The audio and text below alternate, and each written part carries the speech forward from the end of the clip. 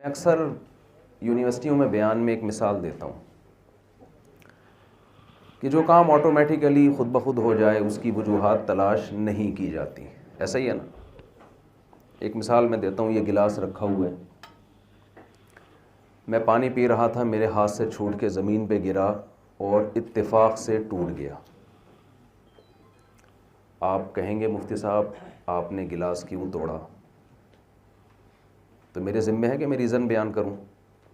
अब देखो नहीं कर रहे, चुप बैठे हुए हैं, नहीं है ना। अब यही तो मैं चाह रहा था कि आप लोग बोलें। नहीं ज़िम्मे, मैं ये कह सकता हूँ। आप कहेंगे साहब ये गिलास क्यों तोड़ा आपने? मैं कहूँगा टूटा नहीं है भाई, इत्तेफाक से टूट गया। हाथ से छूट जाते हैं, इंसान है हम भी। इतनी डिग्रियाँ हैं तो क्या हुआ, इंसान है। हाथ तो इंसानों का ही लगा हुआ है ना, कुछ साइंटिस्ट का हाथ थोड़ी है कि एल्फी से चिपका के हमने ये भाई गिर गया टूट गया। मेरे ज़िम्मे कोई वजह बयान करना नहीं है, हो गया भाई टूट गया। अगर मैं बयान के दौरान जोश में आया और उठा के मैंने ज़मीन पे दे मारा इस गिलास को, आप कहेंगे मुफ्ती साहब आपने गिलास क्यों तोड़ा? अब मैं कह सकता हूँ कि टूट गया है। ज़बरदस्त। अब मेरे ज़िम्मे में वजह बयान करूँ क्यों तोड़ा। आपके इस इंस्टीट्यूट की इंतज़ामिया मैनेजमेंट मुझसे पूछेगी मुफ्ती साहब हमने आपको बयान के लिए बुलाया था, गिलास तोड़ने के लिए बोले नहीं बुलाया था। गिलास तोड़ने के लिए थोड़ी बुलाया था हमने आपको। मैं कहूँ यार वैसे ही तोड़ दिया मैंने, बस कोई वजह नहीं है, वो वैसे ही हो। मुझे नहीं अच्छा लग रहा था, मैंने दिल चाहे तोड़ दो यार इसको। मैं तोड़ फोड़ करता रहता हूँ। आप कहेंगे यार फिर तो किसी दिन किसी का सर फाड़ दोगे। लोग पूछेंगे क्यों तोड़ा, आप बोलेंगे वैसे ही तोड़ दिया। तो वैसे ही कोई भी अक्लमंद आदमी जिसमें थोड़ा सा भी शुऊर हो, वो कोई बड़ा काम बिला वजह बोले नहीं करता। तो देखें कुछ सवालात ऐसे हैं जो आपको फिज़िक्स की किताबों में उसका जवाब नहीं मिलेगा, आपको केमिस्ट्री की किताबों में उसका जवाब नहीं मिलेगा। हम हर चीज़ साइंस से पूछ रहे हैं, ये हमारा बहुत बड़ा फॉल्ट है। साइंस के हर टॉपिक को नहीं छेड़ता है। देखें एक सिविल इंजीनियर के पास अगर आप जाएं कि आपने चूंकि इंजीनियरिंग पढ़ी हुई है, आप मेरे गुर्दों का इलाज कर दें, वो कहेगा भाई इसका टॉपिक, ये मेरा टॉपिक नहीं है। मुझसे इमारतें बनवाएं, नक्शे पास करवाएं, वॉशरूम कहाँ रखना है आपने, किचन कहाँ रखना है, मैं इन चीज़ों में आपको गाइड करूंगा। मुझे ये क्या पता गुर्दे, मुझे तो यही नहीं पता गुर्दे होते कहाँ हैं। हो सकता है वो इसमें भी जाहिल हो। मसला हमारे साथ ये है कि हमारी यूनिवर्सिटियों में जो तलबा और तालिबात पढ़ते हैं, ये पढ़ के पढ़ना तो बहुत ज़रूरी है, मैं उसकी अहमियत पर भी बयान करूंगा इंशाअल्लाह। लेकिन आपको फिज़िक्स में, केमिस्ट्री में, बायोलॉजी में, मैथ में इस सवाल का जवाब नहीं मिलेगा कि हमारी ज़िंदगी का मकसद क्या है। ये इसका टॉपिक ही नहीं है। और आप यूनिवर्सिटियों में इस सवाल का जवाब तलाश कर रहे हैं कि हमें पैदा क्यों किया गया। तो खैर मैं अपनी मिसाल की तरफ आता हूं। गिलास टूट गया, आप रीज़न पूछेंगे, मैं कहूँगा टूटा है, मैंने तोड़ा नहीं है। जवाब आसान, आप मुझे आराम से इज्जत के साथ घर जाने की इजाज़त दे देंगे, ना मुझसे पैसे लेंगे। चलो यार एक आध का खर्चा हम उठा लेंगे मुझसे, इतना तो चलता है। लेकिन ये टूटा हुआ गिलास रखा हुआ था, टुकड़े पड़े हुए थे। आप जब आए तो किसी से गिलास टूटा हुआ था, मैं जब यहां बैठा तो इत्तेफाक से 2 टुकड़े रखे हुए थे। आपने देखा मेरे आने के बाद वो जुड़ के रखे हुए हैं, समद बॉन्ड से, एल्फी से, किसी भी चीज से, वो दोनों टुकड़े गिलास के आपस में बड़ी तरतीब के साथ जुड़े हुए हैं। अब आप मुझसे पूछ रहे हैं कि जी मुफ्ती साहब ये गिलास कोई और तो जोड़ने वाला नजर आ नहीं रहा हमें, क्योंकि आपके आने के बाद ही जुड़ा हुआ रखा है ये। आपने ये गिलास क्यों जोड़ा? अब सवाल आपका उल्टा हो गया कि नहीं हो गया? पहले सवाल था तोड़ा क्यों, अब क्या है जोड़ा क्यों। जब टूटने की बात थी तो मैं ये कह सकता था भाई तोड़ा नहीं है, खुद ब खुद टूट गया है। क्या जुड़ने में ये कह सकता हूँ मैंने जोड़ा नहीं भाई, ऑटोमेटिकली जुड़ गया है। आप कहेंगे कैसी बातें कर रहे हो यार, तो क्या हो गया, आपको तोड़ देते ना बगैर किसी रीज़न के, इतने फजूल बात नहीं थी। लेकिन ये जो आप बात कर रहे हो ना ऑटोमेटिकली जुड़ गया, कैसे? ये तो मुमकिन नहीं है। मैं कहूँ मुमकिन है।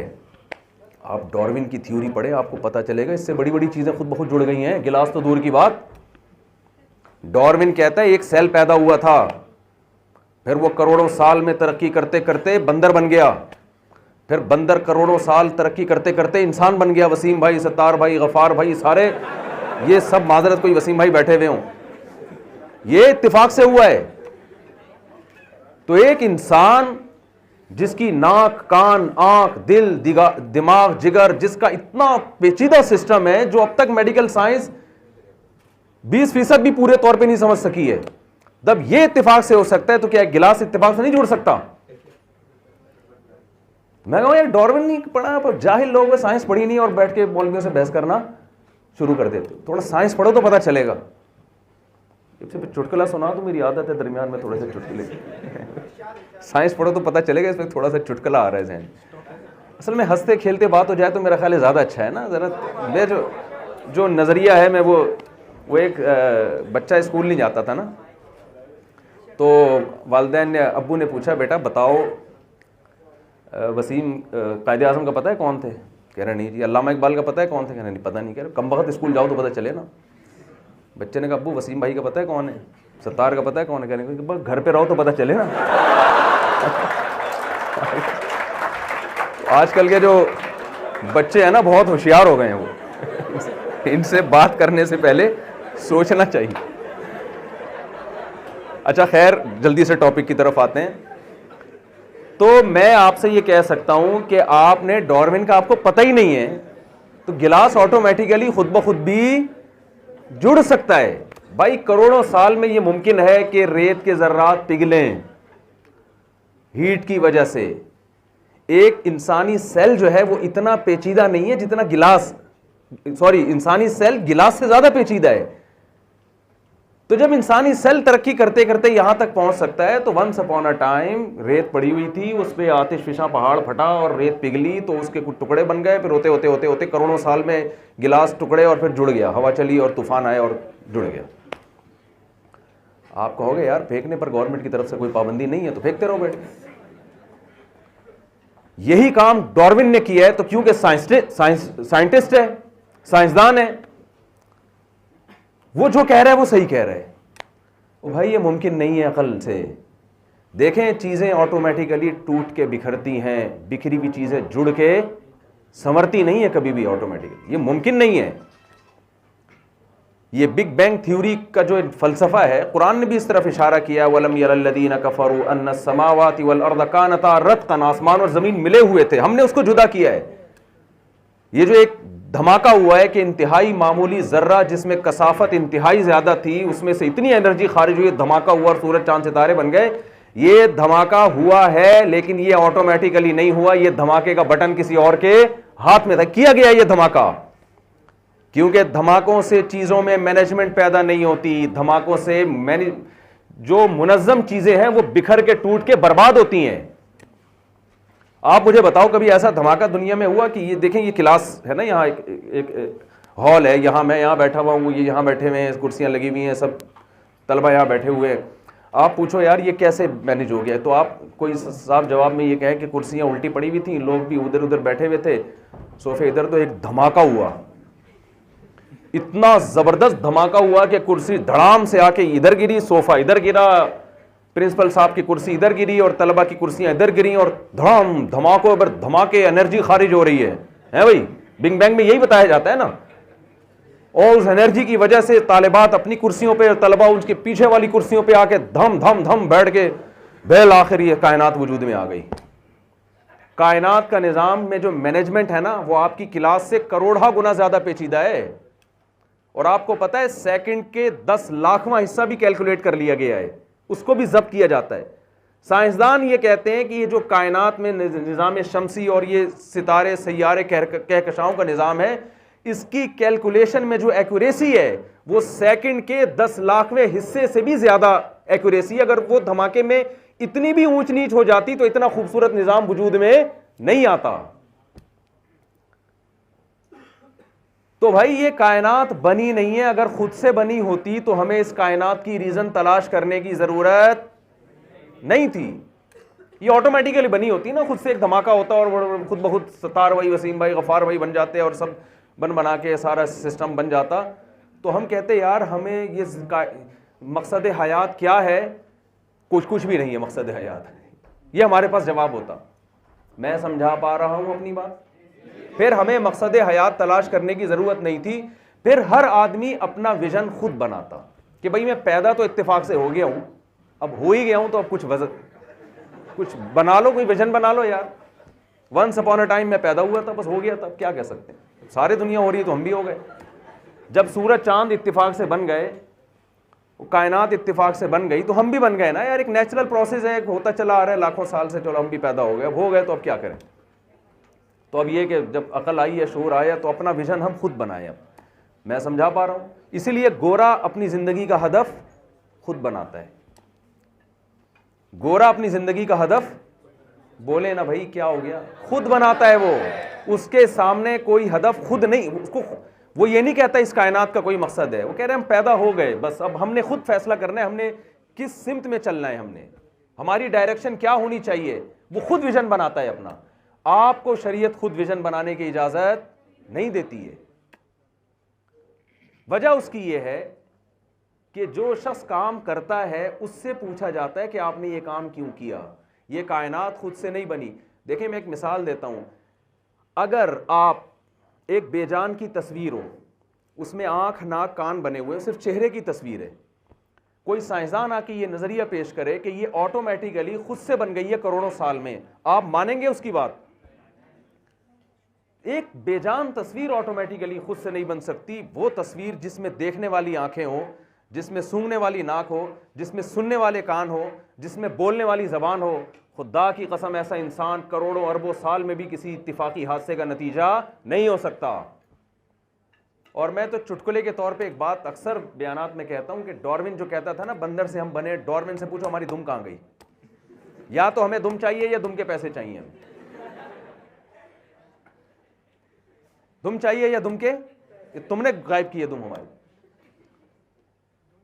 और दूसरी बात ये, बंदर से अगर हम इंसान बन गए तो ये प्रोसेस आहिस्ता आहिस्ता हुआ है ना, तो बीच की नस्लें कहां गायब हो गई भाई। दुम सिमटती थोड़ी सिमट के कम होती है, आहिस्ता आहिस्ता मार्केट से शार्ट होती। देखो चीनी जब मार्केट में गायब होती है एकदम नहीं हो जाती, आहिस्ता आहिस्ता पहले महंगी हो रही है, 40 से 80 रुपए किलो, फिर 200 रुपए, फिर 500, भाई बहुत मुश्किल से मिल रही है। वसीम भाई की दुकान पे मिलेगी, सत्तार की दुकान पे उन्होंने छप्पड़ में छुपा के रखी हुई। ऐसे शॉर्ट नहीं होती कि एकदम जमीन खा गई, आसमान निकल गया। तो ये कैसी बंदर ने तरक्की करके इंसान तक पहुंचा है कि तरक्की के बीच की सारी नस्लें एकदम मार्केट से शार्ट हो गई हैं। इसलिए कुरान का ये नजरिया बिल्कुल दुरुस्त है, 100% बमांगे दोहल कुरान ऐलान कर रहा है।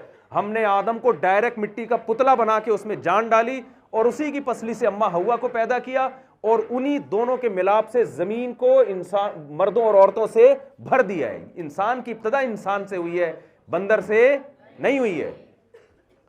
तो इसलिए आप, ये साइंसदानों का टॉपिक नहीं है, क्योंकि ये हिस्ट्री से इसका ताल्लुक है। उस वक्त है ही नहीं। वो क्या, वो तो वो नजरियात थ्योरी पेश करते हैं कि शायद ऐसा हुआ हो, शायद ऐसा हुआ हो सकता है ऐसा हुआ हो। तो ये अपना कॉन्सेप्ट सबसे पहले क्लियर करें कि हम बने नहीं है, हमें बनाया गया है। तो अब मैं अपनी असल बात की तरफ आता हूं। जिसको बनाया जाता है तो रीजन होती है, विदाउट रीजन नहीं ऐसा होता।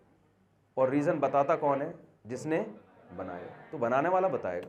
साइंसदान तो खुद इंसान है भाई, वो खुद बने हुए हैं, तो बनाने वाला बताएगा। जिस गाड़ी को बनाया जाता है, गाड़ी थोड़ी बताती कि मुझे क्यों बनाया गया है। जिस इंजीनियर ने उसको डिजाइन किया, उसको बनाया, मैकेनिक ने बनाया, वो बताएगा कि जी मैंने इस मकसद के लिए बनाया है इसको। तो सबसे पहले आपको ये कॉन्सेप्ट क्लियर करना है कि हमें क्यों बनाया गया। इस सवाल का जवाब आपको मैथ की किताब में नहीं मिलेगा, फिजिक्स की किताबों में नहीं मिलेगा। इसका जवाब ना आपको आपके टीचर देंगे, ना आपकी वालदा बताएंगी इसका जवाब, ना आपके अब्बा बताएंगे, ना आपके मामू, ना चाचू। ये जवाब कौन देगा? क्रिएटर, जिसने बनाया है। उसके अलावा कोई किसी के पास इसका जवाब ही नहीं है। वो कहता है कि मैंने इस पूरी कायनात को जो बनाया ना, वो किस मकसद के लिए बनाया, उसके लिए अल्लाह ने अलग बात बयान की। इंसान को क्यों बनाया, उसके लिए अलग आयतें हैं। इस कायनात को क्यों बनाया, 2 लफ्ज़ों में 26वें पारे में अल्लाह ने बयान कर दिया। 25वें पारे में वसख्खरा लकुम मा फिस समावाति व मा फिल अर्दी जमीअन, जो कुछ आसमानों में, जो कुछ ज़मीनों में, तमाम का तमाम, कितना उमूम पैदा कर दिया ना, कोई एक चीज भी इससे खारिज नहीं है। मिनहू, उस अल्लाह ने, लकुम, तुम्हारे लिए बनाया है। पूरी कायनात का मकसद दो लफ्जों में बयान हो गया कि नहीं हो गया? ये पूरी कायनात मेरे और आपके लिए बनी है। जो आदमी मजहब को नहीं मानता ना, उसे इन जानवरों को ज़बह करके खाने की इजाजत नहीं है। आप किस बेस पे किसी जानवर का गोश्त खा रहे हो आप भाई? ये जो एथियस है ना, मुल्हिद, ये कहते हैं इस्लाम जुल्म करता है, बकरीद पे इतने जानवर कटवा देता है। हम कहते हैं इस्लाम कहता है खुदा तुम्हें इजाज़त दे रहा है, अल्लाह की परमिशन से हम इनको, क्योंकि अल्लाह इनका मालिक है। जो अल्लाह को नहीं मानते, खुदा के वजूद के कायल नहीं है, तो भाई जितना इस दुनिया में आपके रहने का हक है, बकरे का भी उतना ही हक है या नहीं है? आप कह सकते हो जानवर भी तो एक दूसरे को खाते हैं, वो तो जानवर है ना, वो तो जानवर है। शेर इसलिए खाता है, उसमें तो अकल नहीं है, बेचारे खा रहे हैं। और दूसरा, उसकी तो खुराक ही गोश्त है। इंसानों में बहुत सारे वेजिटेरियन होते हैं, आपको तो गोश्त खाने की जरूरत नहीं है, लाजमी थोड़ी है गोश्त खाना। हिंदू सब्जी खा के भी 90-90 साल जिंदा रहते हैं। बाकी हमें क्यों गोश्त खाने की इजाज़त दी, ये भी मैं फिर किसी और वक्त इंशाल्लाह बताऊंगा। इस्लाम ने हमें क्यों तरगीब दी गोश्त खाया करो, ये किसी और टाइम, कभी आप छाँव में हम मुलाकात करें तो इंशाल्लाह हम आपसे बताएंगे। तो एथियस को, जो खुदा के मुनकिर हैं, जो मज़हब को नहीं मानते, उनके लिए गोश्त खाना जायज़ नहीं, क्योंकि जितना आपको जिंदा रहने का, आप भी इत्तिफाक से बने, बकरा भी इत्तिफाक से बना। तो आप अपने ज़मान के चटखारे के लिए, बकरा बुलूगत की दहलीज पे कदम रखता है, अय्याशियों की उम्र शुरू होती है, काट के खा लेते हैं आप। 2 दांत का होता है और आप उसको काट के खा लेते हैं। बुढ़ा हो जाता, आप कहते चले अब मरने से बेहतर है तो किसी की खुराक बन जा। अभी वो बेचारा जवान हुआ और उसको ख्वाब में छुरियां नजर आना शुरू हो जाती। खुद तो जब आप जवानी की दहलीज पे कदम रखते हो, आप कहते हो अभी तो हमारी अय्याशी की उम्र शुरू हुई है। अगर कोई और मखलूक आपको दो दांत का होते ही काटना शुरू कर दे, आप कितना एहतजाज करोगे, यार ये क्या मजाक है। तो जो मजहब को नहीं मानते, उनके लिए गोश्त हलाल नहीं है उनके फलसफे के मुताबिक। तो कुरान कह रहा है, हमें परमिशन दे रहा है कि जानवर तो दूर की बात, जो कुछ आसमानों में, जो कुछ जमीन में, सब का सब, कितनी ताकीदें, ये अरबी के तर्जुमा कर रहा हूं मैं, माफिस समावा, जो कुछ आसमानों में कुछ भी मिलता है पकड़ लो, ठीक है, तुम्हारा है वो, गिरफ्तार कर लो उसको। वमा फिल अर्ज, जो कुछ जमीन में है, कोई अगर आसमानी खलाई मखलूक भी दरियाफ्त हो जाती है ना, कुरान परमिशन दे रहा है कि जाके गिरफ्तार करके अपने काम में लगा दो उसको, अपना गुलाम बना लो उसको, क्योंकि वो किसके लिए है? वो तुम्हारे लिए। हमें इजाजत दी जा रही है जमीअन, तमाम का तमाम। इतनी ताकीदें लगा कि अल्लाह कहता है मिनहू, ये मैंने किया, ये काम मैंने तुम्हें परमिशन दी है, ये सारी कायनात मैंने तुम्हारे लिए पैदा की है। तो इस पूरी कायनात का मकसद 2 लफ्जों में अल्लाह ने बयान कर दिया कि नहीं कर दिया, कि ये सब किसके लिए? मेरे और आपके लिए। हम किसके लिए? ये जो अभी कारी साहब ने आयत तिलावत की ना, इसमें अल्लाह ने बयान किया, इस मजमून को भी अल्लाह ने मुख्तलिफ अंदाज से बयान किया कि तुम्हें क्यों बनाया, हमें क्यों बनाया। एक जगह कुरान कहता है वमा खलक़तुल जिन्ना वल इंसा इल्ला लियाबुदून, मेरी इबादत करें इसलिए बनाया। एक जगह कुरान कहता है लियब्लुवकुम अय्युकुम अहसनु अमला, तुम्हें आजमाए कि अच्छा अमल कौन करता है। तो ये दोनों एक ही चीज़ के 2 नाम हैं। इससे पता चला कि इबादत की डेफिनेशन क्या है, अच्छा अमल। बहुत मुश्किल है बात समझना, मुझसे पुलिस है, पुलिस बुलवाएं, समझाएगी इनको। कुरान एक जगह कह रहा है कि मैंने अपनी इबादत के लिए पैदा किया। आप कह सकते हैं भाई सिर्फ नमाज के लिए पैदा किया, सिर्फ रोज़े के लिए पैदा किया, हज के लिए। दूसरी जगह कुरान डिफाइन कर रहा है लियब्लुवकुम, इसलिए पैदा किया, वो तुम्हें आजमाना चाह रहा है। अय्युकुम अहसनु अमला, किसका अमल दूसरे से ज़्यादा अच्छा है, अच्छाई में कौन आगे निकल रहा है, इसलिए पैदा